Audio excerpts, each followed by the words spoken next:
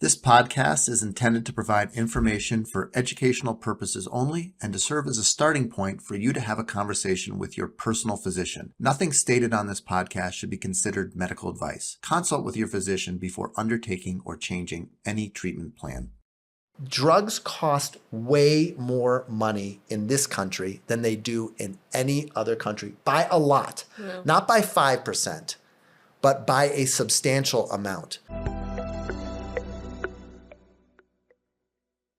Here we are, episode 24 of the Pound of Cure Weight Loss podcast. Zepbound to happen. More drug shortages. Yes. Yeah, more drug shortages for sure. We'll talk about it. Yep, it is Zepbound to happen. Zepbound to happen. So Zoe, by the time this episode airs, you will be a married woman. I will. 3 days from today of recording. I know. Yes, I'm heading up to Chandler. I'm looking forward to it. I got my dancing shoes. I'm bringing them. Good. I have a pair of sandals to change into in case I need to, because I plan to be dancing most of the time. Perfect. Yeah, I'm looking forward to it, and I'm really excited for you.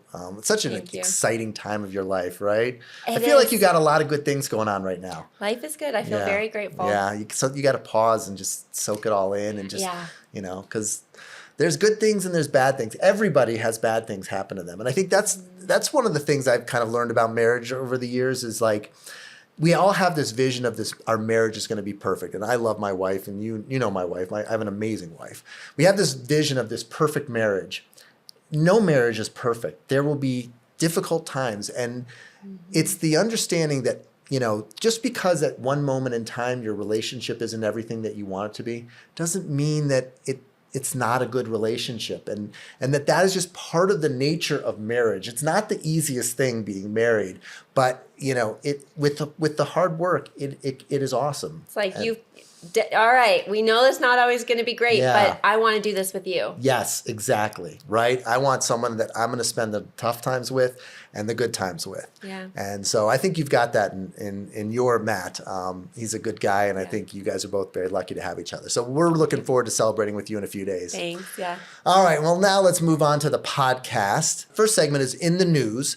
And this is an article from the New York Times called The Miracle Weight Loss Drug is Also a Major Budgetary Threat. No kidding. Yeah. How about that? Have you heard they're expensive? Hard to get sometimes? Yeah.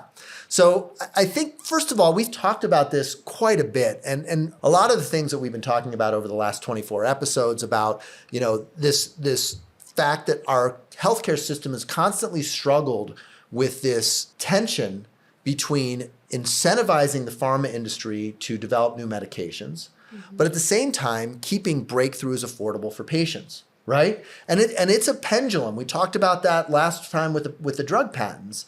And so what I think we all have to acknowledge is that right now that pendulum has shifted toward the pharma industry. The classic example of this is that drugs cost way more money in this country than they do in any other country by a lot, not by 5%. So Ozempic in the United States costs 10 times as much as it does in Britain, Australia, or France. Wow. 10 times.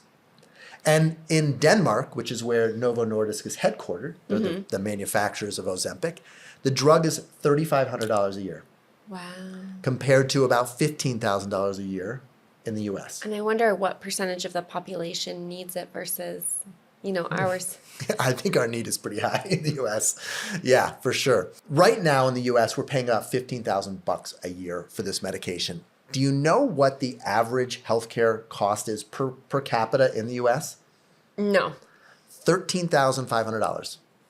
So just this drug alone more than doubles a person's healthcare expense. Wow. So 40% of the US population is obese. If we were to provide everybody who needs this medication at our current cost, it would be over $1 trillion per year. Trillion, right? 1,000 billion. A billion is 1,000 million. So it's $1 million. So that's hard to fathom. Yeah. So, and then a lot of people say, well, what about all the healthcare benefits? What would the cost savings be if we got 40% of our population who's obese on these medications? How much money would we save in not paying for heart attacks, strokes, cancer, all that stuff. Any ideas? Gosh, well, I would hope it's more than $1 trillion. It's not. That's the problem. Oh. It's 200 billion. Oh, wow. So these medications are 5 times why. more expensive than the cost savings. And so that is really the crux of the matter, because truthfully, if it was even, then we could probably figure out a way to make this work. But what this article points out is that we have no chance whatsoever of being able to adequately provide these medications to the people that need them in this country at the current price. And I think it doesn't take a New York Times author to realize that that's true. Right. And that is really the fundamental issue behind the shortages, behind the excessive costs, and behind the problem that our country is going to have to face when it comes to treating patients who need these medications. So Medicare costs about $1 trillion a year. And so a big conversation is Medicare going to cover this? And this is something we see. We have tons of Medicare patients in our practice. And last year we could get them on it because a lot of Medicare policies didn't require prior authorization. And come January 1st, it was just like annihilation. Like everybody lost their coverage. And so just the cost of Medicare is $1 trillion per year. If we put everybody on these drugs, we would probably increase the cost of Medicare by 50%. We can't even afford Medicare at its current rate. So there's absolutely no question that if we're going to figure this out, there has to be new policies. Something's got to give. Something's got to give. We talked about the Inflation Reduction Act in the past, which is what allows Congress to negotiate, or Medicare to negotiate with the pharma industries on certain medications. And come 2025, we're going to see the first round of medications come up. None of them are GLP-1 meds. So now that Wegovy is approved by Medicare for cardiovascular risk reduction, the question is Wegovy going to become one of these drugs where Medicare can negotiate with the pharma industry? And the answer is no, not for 7 years. Because in the Inflation Reduction Act, you have to have the drug has to be on the market for 7 years before it's eligible to be negotiated. And so there's absolutely no question that this problem won't be solved without new policies. We talked in the last episode about march-in rights, where the government can basically say, Novo Nordisk, great, you've got this patent, you've made enough money, sorry, Charlie, we're taking over, we're going to license this to a generic drug manufacturer because you can't produce enough of it and our people need it and we need to bring the cost down. And the government does have the potential to do that. I think we all agree that's a little heavy-handed and maybe not the best way to do it. But these medications are really bringing to a boil the conflict between the pharma industry and Medicare and all of you out there who need these medications but can't afford them. The pendulum has swung far more to the side of encouraging innovation and away from improving access. And the pharma's quest for profits is interfering with our ability to deliver care to the people of our country. The bottom line here is that policymakers need to intervene if we're going to bring the cost of these medications down to a reasonable level. Mm-hmm. So great article in the New York Times. I encourage any of you who are passionate about healthcare economics, passionate about access to these medications to look through this because I think it really is a good call to action. And we've got an election cycle coming up, and I urge all of you to vote carefully and look into your policymakers' stance on some of these issues if they are important to you. And let's see if we can get some people into the government who are willing to take a stand up against the pharma industry and take action so that these medications can become more affordable. Well, now we have Janet here, our patient story of the day. Super excited to welcome Janet. All right, so now we've got our patient guest, Janet. Welcome, Janet. Thanks so much for coming in. And thank you for being patient because we're running behind. Oh, not a problem, not a problem. Thank you for having me. Yeah, of course. So we'd love to just have you share a bit about your story and maybe what brought you to our office and what led you to the decision that you made. Okay. Well, I had a normal childhood, pretty active, and was a dancer in high school, so I was pretty slim. Sure. Had my first child, and I did okay with the weight loss after that. But the second one, I had to hold on to a little bit of that. Yeah. And that's when I started all the different techniques, all the different things that people try. So it was shakes and, extra exercise. And I joined a weight loss study and Meridia, which was which was a favorite of mine. It worked well for me. I was very upset when they took it off the market. Yeah. But then I continued on with my life. I didn't lose a lot. It was kind of like it would come and go. And after, by my third child, I had gained 100 pounds. Wow. With that pregnancy. So it's really pregnancy. I think so. Now, do you have a family history of obesity? I do. Did it also start with pregnancy?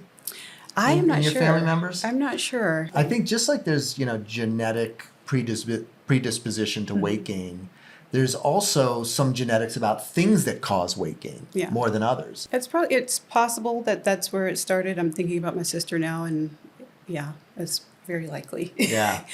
And even, I remember growing up and seeing my mom struggling with the same things. Right. And so, that's why I did a lot of the things that she did. Yeah.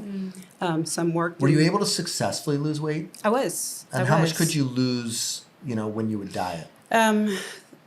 30 was probably the lowest weight. Yeah. And then 80 pounds on my own. So and how much did you weigh when you first came to our office? 264, I want to say. Okay. Yeah. And was that the heaviest you'd ever weighed? No. The heaviest was 275. It was 275. Yeah. So what made you kind of seek out treatment? Because you were kind of one of our earliest non-surgical weight loss patients. Oh, okay. I did not come to you trying to lose weight. That was, believe it or not, that was a good side effect. I had a lot of pain. I had some injuries and things were just not working well for me. And I continued to gain weight during the time that everybody was forced to stay at home. And I just kept putting on weight. And it happened so fast that it was like before I could do anything about it.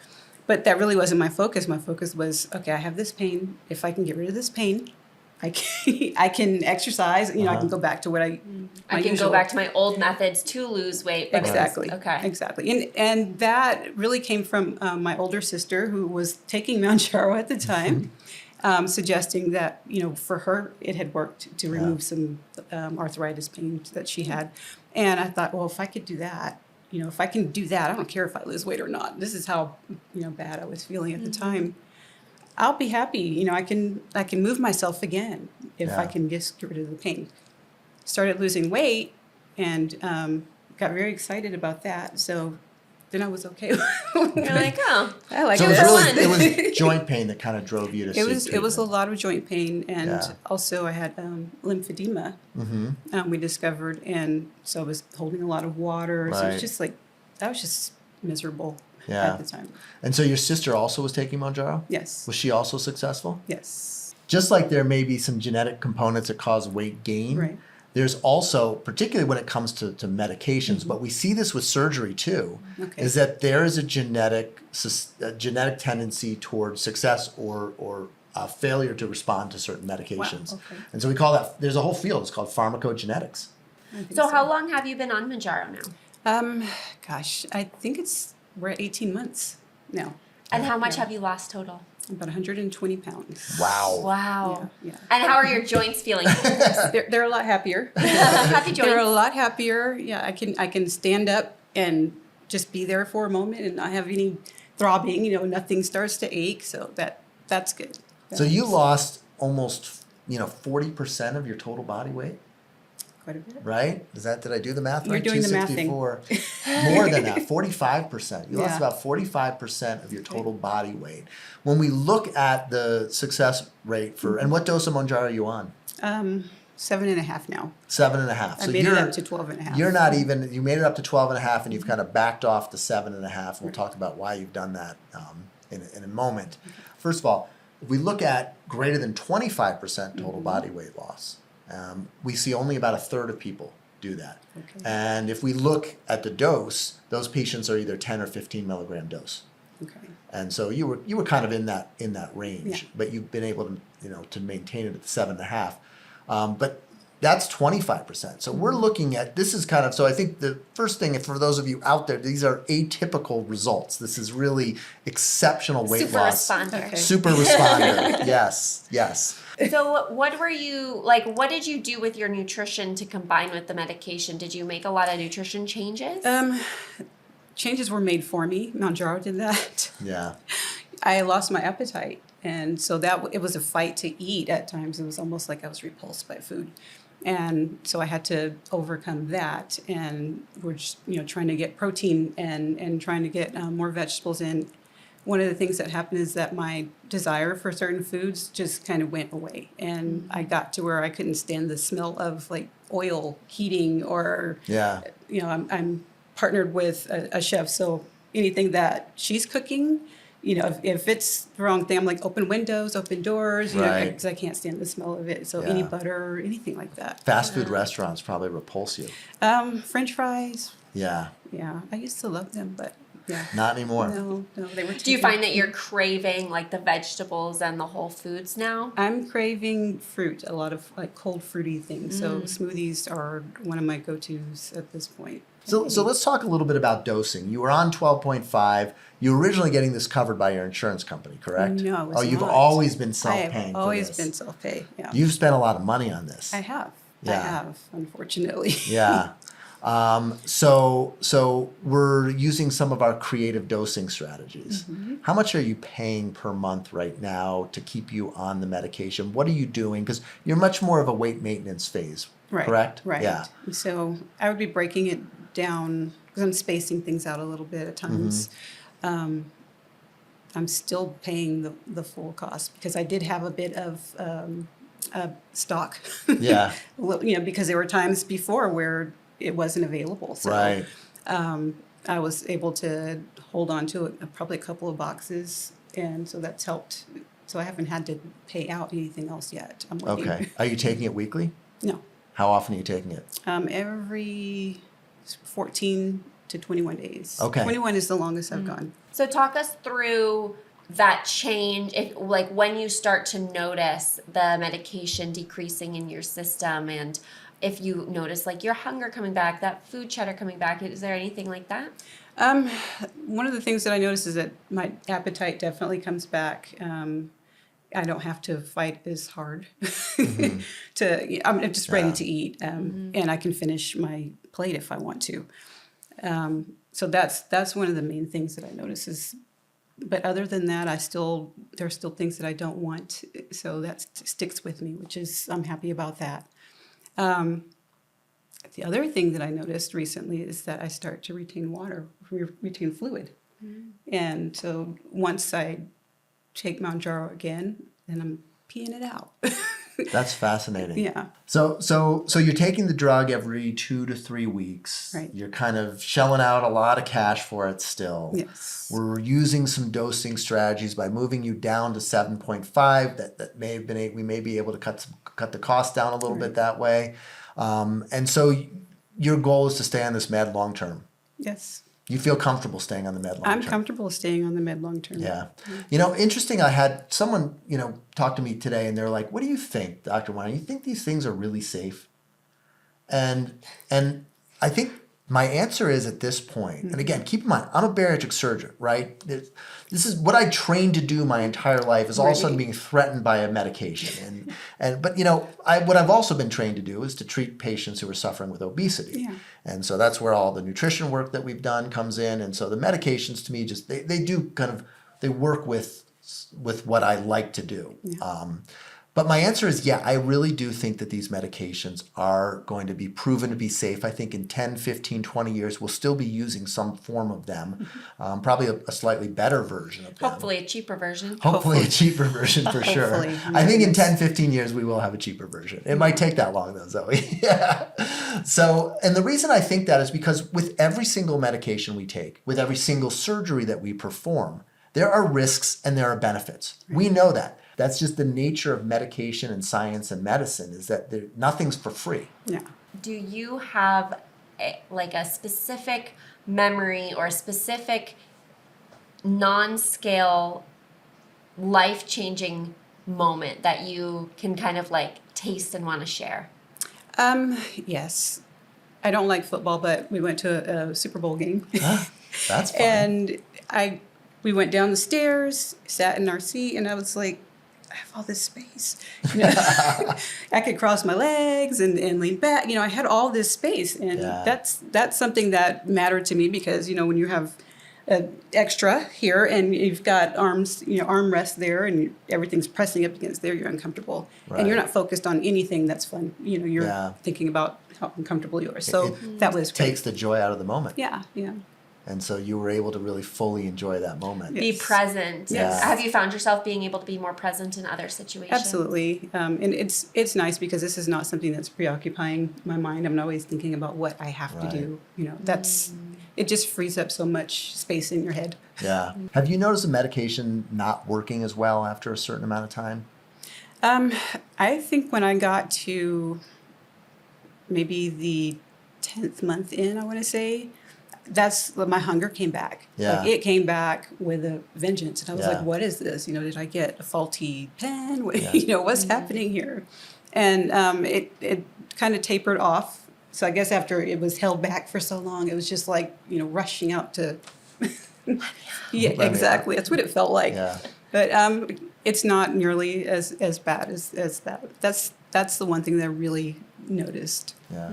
So the medicine's still working pretty well. Medicine is still working. And I think that's what we're going to find. It's going to take tweaking and adjusting. It's going to be like high blood pressure, like diabetes, like anything where we're going to need to make adjustments. Right now we only have 2 drugs to work with, but you know, over time we'll have more and more options and different doses and even second drugs that you can add in if necessary. And so I think we'll have more and more tools over time to support people through this. But you know, it's so good to see how well you've done. Thank you. You've really put a lot of energy and effort into this too. You kind of made up your mind that you were going to figure out a way. One way or another, it was going to happen. But this is a wonderful tool. I mean, it takes so much of the weight off of you so that you literally and figuratively, you know, can work on the other things in your life that you need to focus on. Yeah. It's the fishing pole, right? Yeah. You know, you give a man a fish, feed him for a day, teach a man to fish, feed him for life. Right. But maybe if you give him a fishing pole, they might help him out a little bit. Yeah. And I think that's what this medication does for you, is it just gives you that extra so that you can make the good food choices, so that you can focus on the things that are important. And you know, people think there's no effort involved in this. That's not true. Yeah. You know, there are times where I was like, do I really want to continue with this? Because I was nauseated or I felt tired, and it was just like, that can be work too. You know, figuring out how to deal with those little issues that come up is also work. So, but it's worth the work. I think it's worth it. I think, you know, you're worth it. People are worth it. Yeah. You're worth the work. Yeah. You're worth the work. Absolutely. Anything that's good comes with work. Yeah. Do you have anything else you'd like to share? Anything? Oh my goodness. Share with our listeners? Any, you know, nuggets of helpful information that you think would be helpful to share? One of the things that I think is important is to go ahead and check with your doctor. Don't feel ashamed about how you feel about yourself. It's your body. Yeah. So if you're uncomfortable in your body, don't listen to TikTok and whoever else. Any social media that's telling you that you should like yourself the way you are, if you're struggling with that, then you go talk to someone a professional, who can help you make a plan or do something that's going to be good for you. Thank you so much for making the trip, and we really appreciate you sharing. Thank you. Yeah, Thank you for Janet. having me. Absolutely. Congrats on your success. Thank you. I appreciate Very it. good. All right, so for our nutrition segment today, I want to talk a little bit about something that Janet was mentioning, but that I help people with all the time, which is what to eat when you just don't feel like eating. Yeah. Whether you just had surgery, you know, a couple months ago, or you're adjusting to a new dose of a GLP-1 and you have maybe that food aversion, or you just like, And we have to toe this line, and this is a conversation I have with patients a lot, between listening to your body and being mindful and like, yes, we want to have that awareness and presence in our body, but then also recognizing that those hunger signals are being suppressed and your body still needs fuel. Yeah. So it's okay, I want to listen to my body, but I also know my body needs nutrition. And so when we're experiencing that, what I find is actually drinking like a smoothie and having these little spaced out throughout the day mini meals or snacks so that you aren't sitting down to a big plate, which will just make that desire to eat not to eat even greater. But like Janet was mentioning, she is craving like fruit smoothies and that kind of thing. So of course we want to make sure you get a protein source in that smoothie or that little mini meal snack, whatever you're having. But just even if you make a smoothie and then maybe you drink a third of it, put it in the refrigerator, go back to it later on and just kind of sip on it throughout the day. It's a really great way to deliver a lot of nutrients, a lot of protein, micronutrients, fiber, great stuff in there without necessarily force feeding yourself, to eat a plate of a big plate of food if you don't feel like eating it. Yeah. No, I think that's great.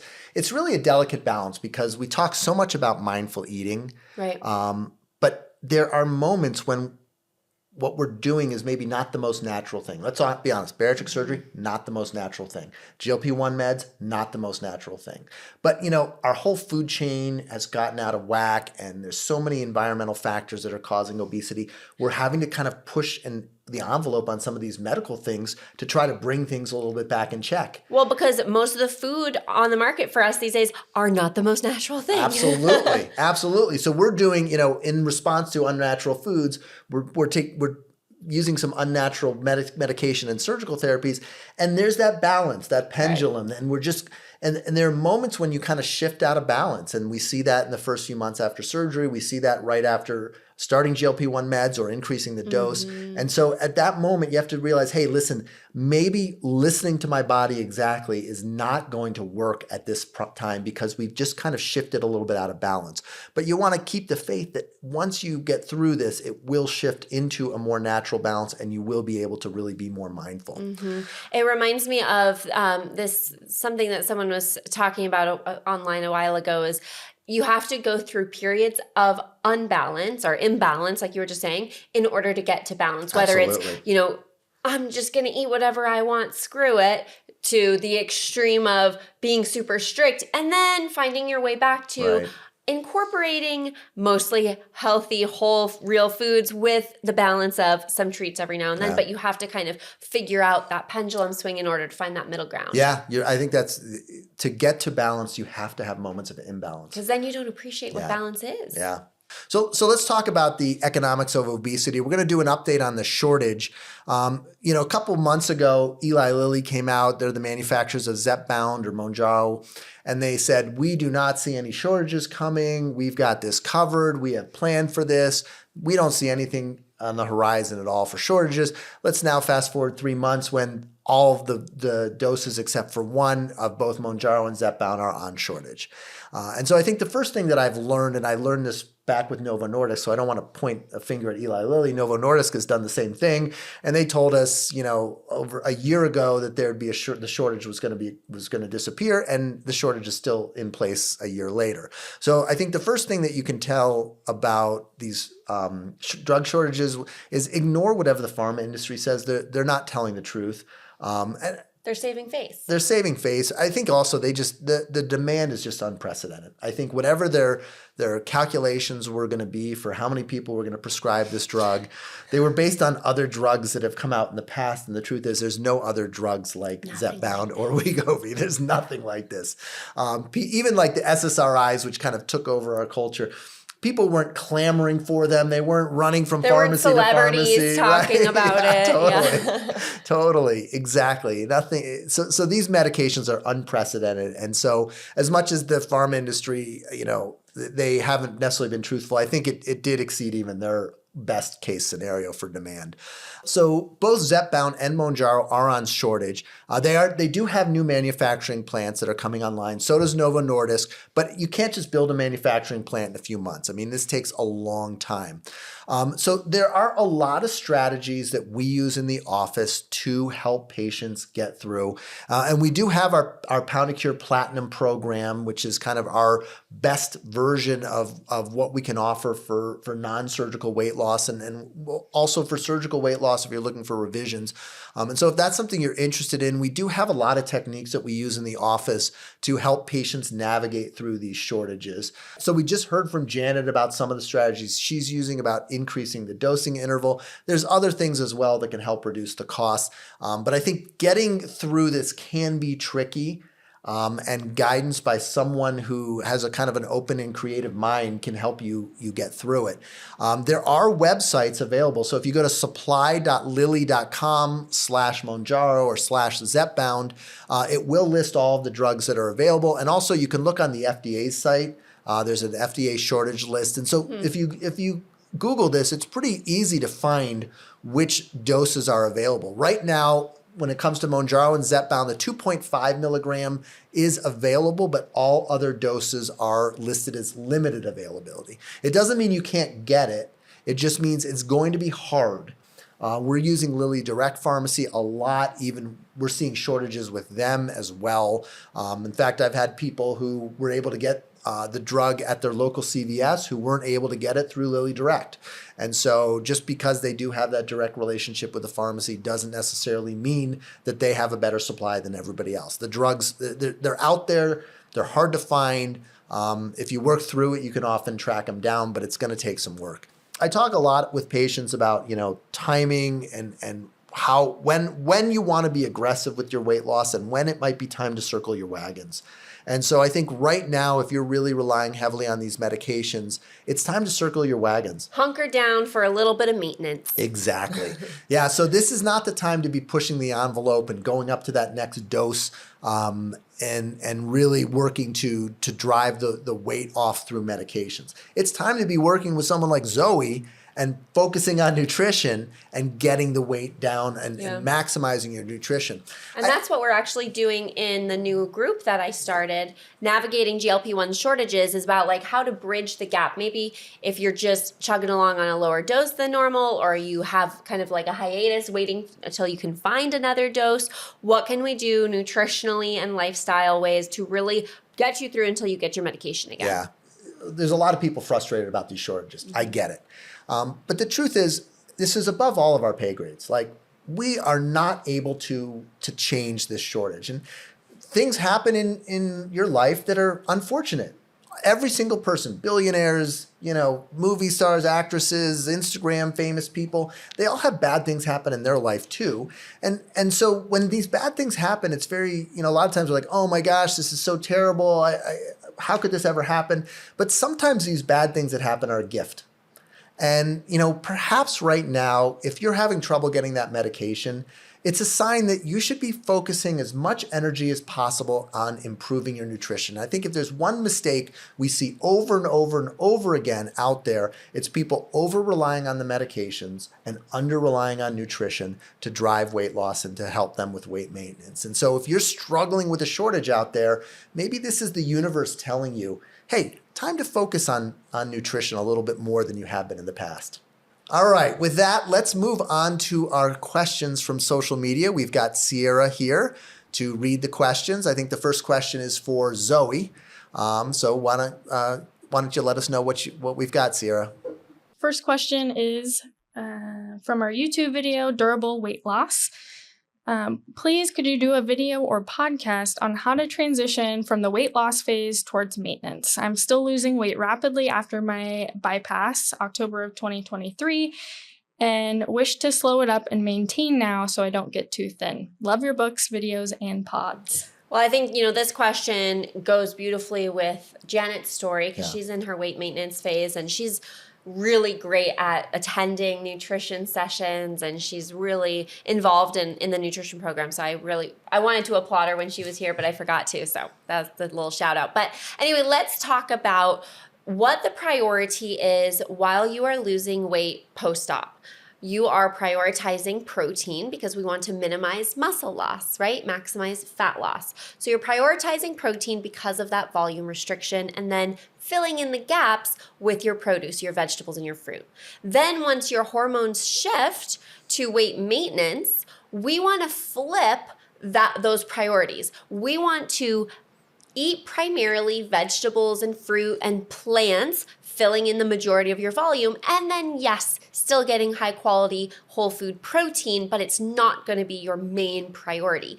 This is also where we kind of dabble a little bit into those planned indulgences and how we can find that pendulum swing, right? We were just talking about being in a period of imbalance to then find your balance. Perhaps maintenance is you finding that balance of mostly real, whole, unprocessed foods, but then we want the majority of your life to be in maintenance anyway, and real life says you're probably going to have some birthday cake on your birthday. You might have a piece of pizza at your kid's birthday. Piece of wedding cake on your wedding. A piece of wedding cake for heaven's sake. And that's part of life. And we want you to have this new relationship with food that allows you to have those things without letting that pendulum swing in the opposite direction and say, well, screw it, right? So that's what I would say. Shift towards eating more volume through plants, still prioritizing whole foods, and maybe we want to work a little bit into some of those planned seldom treats. Yeah. So I think another thing is that people get so hung up on the 60, 80, some practices say 100 grams of protein. What's your thought on that? Is that a lifelong goal? Do people need to track protein forever? I will say it depends on their activity level. Yeah. So if somebody is just, maybe like getting the most of their movement through walking, maybe they're not super active and they're just kind of maintaining mostly through their nutrition, then being on the lower end of protein is fine. If someone has really, found themselves in love with fitness and they're exercising a lot and they're lifting weights and those sorts of things, then and their goal might be to build muscle, which means we need more protein. So I would say it depends on the person, but as a blanket recommendation, we don't need to worry so much about tracking that protein long term. Yeah, track the pound of vegetables. Yeah. Yeah. If you want to track anything, track that. Yeah, and maintenance phase for sure. All right, what's our next question, Sierra? Okay, this one is from our YouTube short on bariatric revisions, and it's from Fanny. She says, why does a revision carry more risk? When I go in for a primary surgery, everything's right where it should be, just like in the textbooks. When I go in for a revision surgery, somebody else has been there before, and so there's going to be a lot of scar tissue. I want to get to the stomach. I may have to cut down scar tissue for 20, 30 minutes to get there. And cutting down scar tissue has risk. It's everything stuck together, and I have to separate the intestine or the colon or the stomach or the liver from another structure. And when you're doing that, it's difficult. And you have to be very, very careful. I do lots of revision surgery as I've kind of worked out a lot of the kinks, but it takes extra time. There's risk involved in that. So the scar tissue is really the major issue. And then the scarring also causes the stomach or the intestines to be thick and inflamed. So it's not going to hold suture as well as that kind of native tissue that we operate on the first time. And so, your suturing you just have to be a little bit more careful. Things don't line up just as nicely as they do in primary surgery. And so it just is more difficult. And so where normally a gastric bypass might take me an hour and 15 minutes or so, if I'm doing a complicated revision surgery, that surgery can take 2 or 3 hours. And so when you're dealing with previous surgical anatomy, you never know what you're going to get. There's always going to be a lot more scar tissue. The tissue is not going to be as soft and pliable as it has been. And it just requires a lot more time and care and therefore has more risk. Okay, last question here is from our Instagram reel on durable weight loss. How can we keep a set point lower when on medication that causes weight gain? Ozempic has been a godsend, but now my benefits won't cover it. I am very active and already had a bypass 5 years ago. Well, the first thing that comes to my mind, because we've talked about this before, is how to lower your set point. Well, one of those ways is to build muscle. It sounds like you're very active. And if you are not already incorporating strength training into that activity, I would recommend it. Yeah. So I think, 4 ways to lower your set point, right? Nutritional change, not eating less, but eating differently. And that's where our metabolic reset diet comes in. And so the first way I would have you do is get on the metabolic reset diet. You can go to our website and download the handout for free. Actually, if you haven't done that yet, anybody listening, everyone's loving it. Even the people good. already in our nutrition program, they've I've downloaded the handout. So definitely get that. It just pops up on the chat widget in the bottom of the screen. Right, and then you can join Zoe when she gets back from her honeymoon on the metabolic reset diet support groups, and kind of really taking that handout and learning how to put it into action, and then building muscle. Absolutely. And then I think the other thing to consider is, the medications are a godsend, particularly in the situation where you're taking a medication that causes weight gain. And so I like to fight fire with fire. And it's not covered by your insurance. We do have some ways. We only use real medication. We don't use compounding medication. Again, our Pound of Cure Platinum program, we are able sometimes to get people the medication at a more reasonable price than you would expect. I'm not going to tell you it's simple, straightforward way, but there's some tricks and some things that can be done. And so you may want to consider looking into that, or working with us or another creative provider. Just see if you can come up with something that would potentially fit within your budget. All right. Well, I think that about wraps us up. Thanks so much for listening. And of course, we'd like to acknowledge and thank our wonderful team. We've got Sierra Miller and Rhiannon Griffin, the podcast producers, and the editing is done by AutoGrow. And of course, we need to thank our special patient guest again, Janet. So please check us out on social media, our website, where you can download our Metabolic Reset Diet handout. Consider joining our online nutrition program or our Pound of Cure Platinum program if you need more assistance. See you next time.